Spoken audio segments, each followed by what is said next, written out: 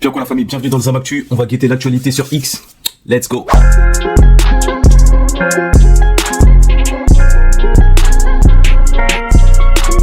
Alors Zemmour. 69% des musulmans ayant voté Zemmour en 2022 ont choisi Mélenchon. Sa stratégie pour 2027, utiliser les musulmans comme un réservoir électoral en les mobilisant massivement. Ses élus et ses militants s'emploient à le faire dans les quartiers islamisés.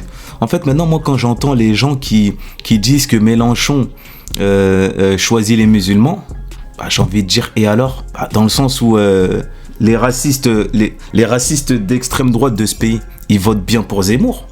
Et là, à ce moment-là, on les accuse pas d'électoralisme. Pourquoi c'est que quand c'est Mélenchon qu'on accuse d'électoralisme? Pour moi, c'est totalement normal pour un politique d'aller draguer un électorat.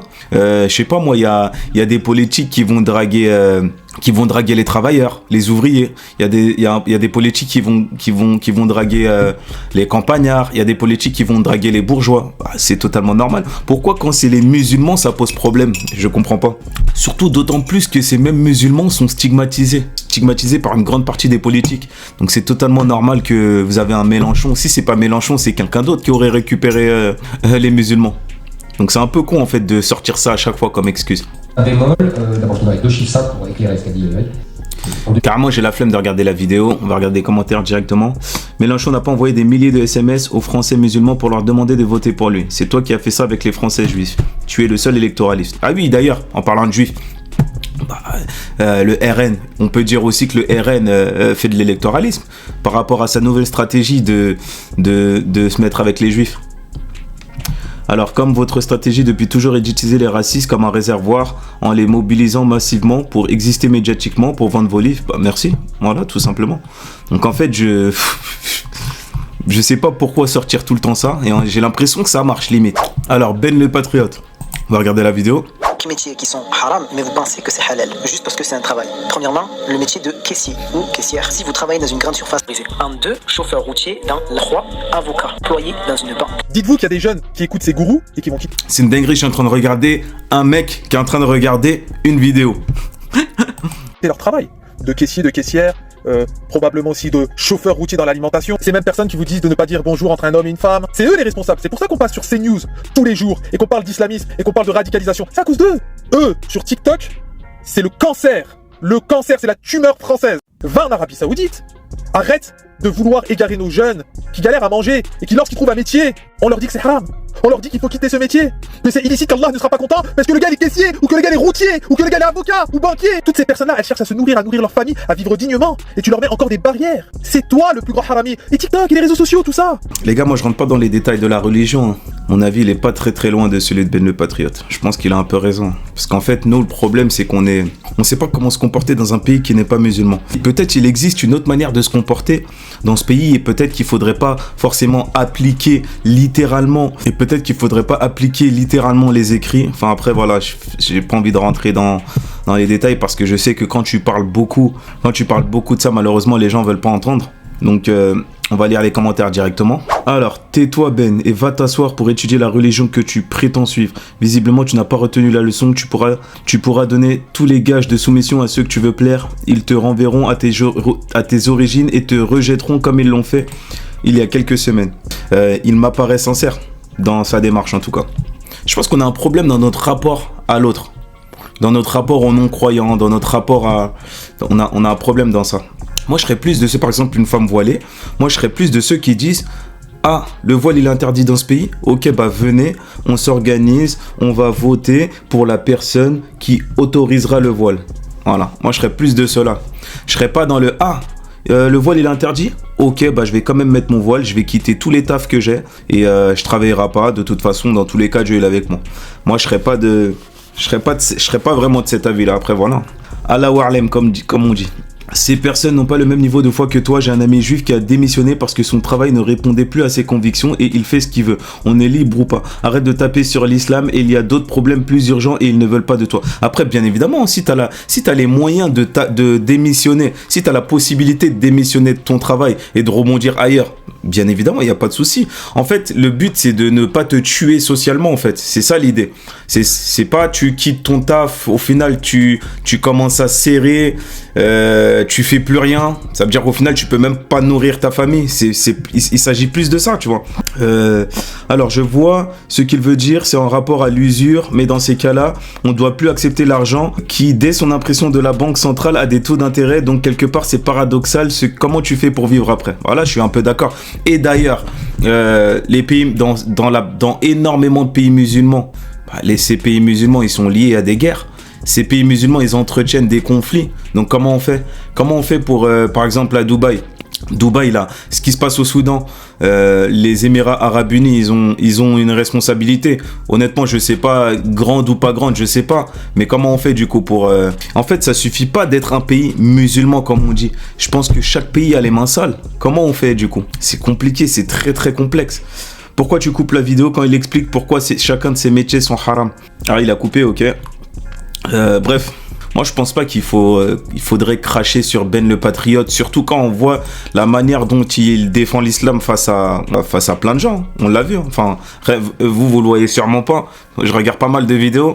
Il défend l'islam face à des gens qui crachent vraiment sur l'islam. Ah, celle-là m'a fait gaulerie. Triple vomi. Zemmour, Michel Onfray et Eric Nolot. Crée, tu vomites.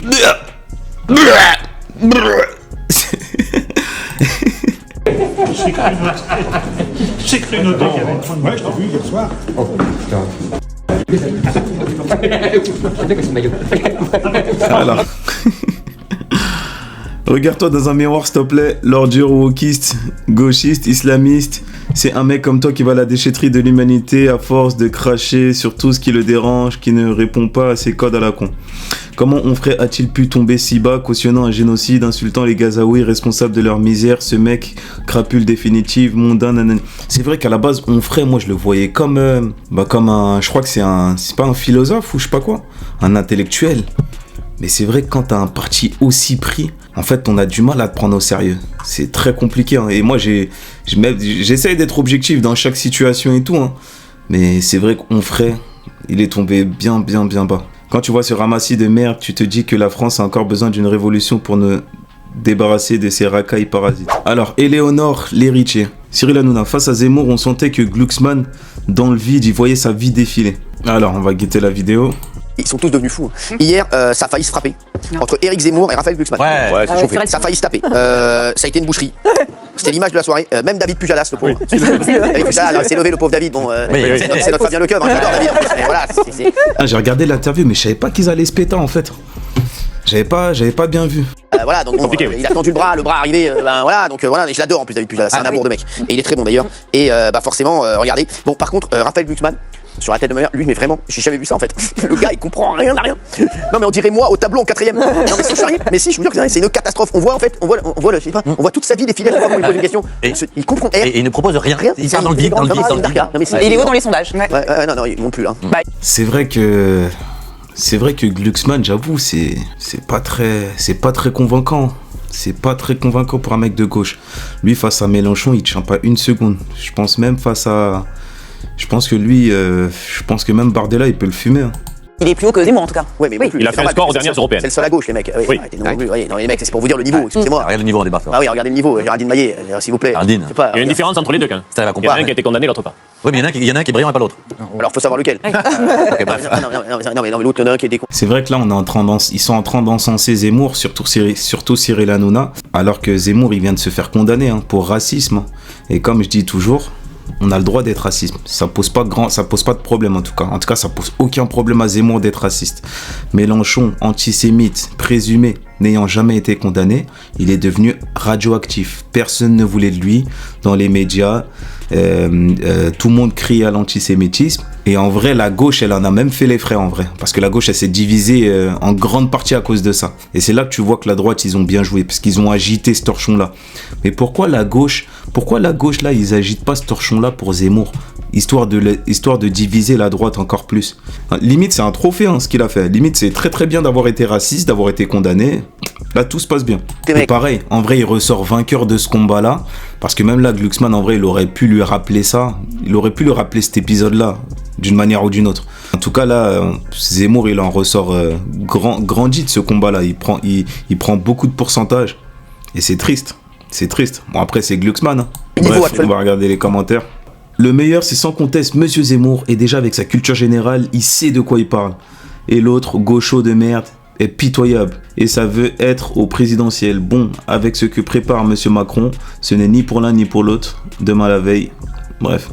Glucksmann est élu, Zemmour voit les urnes défiler sans lui. 7%. Bref. Alors, Kunta van den Kinte. Quel bonheur de voir toute la fachosphère chouiner parce que Leroy Merlin refuse d'associer son image à ce torchon raciste frontière qui insulte une partie de ses clients. Merci à Sleeping Giant d'avoir informé l'enseigne qu'il ne le savait sans doute pas. Bah moi je suis quand même assez choquée si vous voulez parce que les Sleeping Giants c'est en fait un groupuscule d'activistes d'extrême gauche. C'est eux qui ont repéré les publicités Voilà, de mais ils font ça de manière systématique. En fait, c'est une méthode. En fait, ils identifient les publicités sur des médias considérés ou des plateformes considérées comme de droite.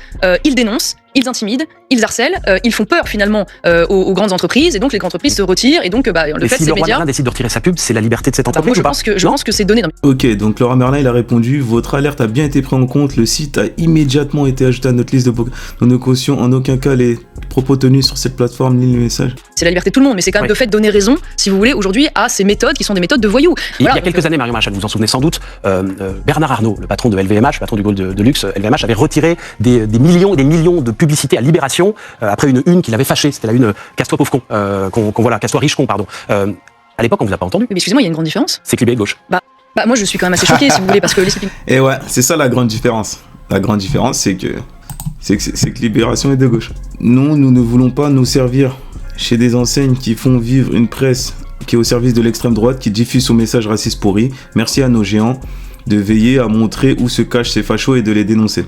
Ces fachos ne connaissent même pas l'idéologie du patron de Leroy Merlin, pire que des incultes. Sérieux, l'extrême droite, c'est une fabrique à cons. Bref, j'ai envie de dire, chacun fait ce qu'il veut. Hein. Bah écoute la famille, je te laisse donner ton avis, commente, like, abonne-toi. Paix sur vous tous.